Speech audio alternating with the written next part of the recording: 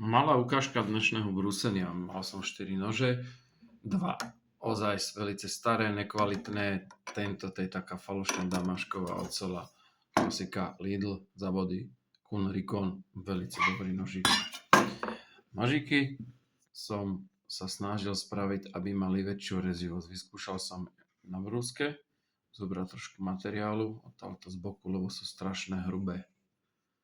Z jednej, z druhej strany. No a potom som to vlastne doleštil na diamante. Spravil nejaký ten výbrus.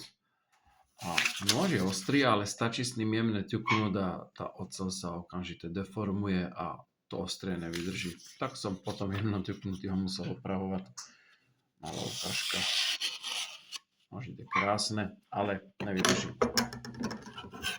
To isté tento druhý. Skúšal som brať nejaký materiál navyše, aby som ho stenčil, lebo je strašne hrubý. A bude mať celú rezivosť. Je nabrúsený, je ostrý, ale tiež dlho nevydrží. Tento, to je taký falošný damaškový. Je to tam potlač. Tu je poznať trošku, že kutil to napadol brúskou maličko. A nož sa celku dá. Není to bohvie čo. Je o niečo lepšom stave, jak tieto. No a potom klasika, tento Kuhn Rikon. Veľakrát už som ich nabrúsil, hádam 15, možno aj viacej. To je ten žiletkový, to je paráda. S tým, že sa vôbec nič nepokáže s týmito nožmi. Škoda, že som vtedy nenakupoval Lidly, keď boli.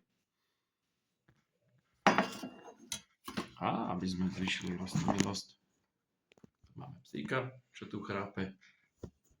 Tu ma stráži môj kamarát Timi. Ahoj, kamoško.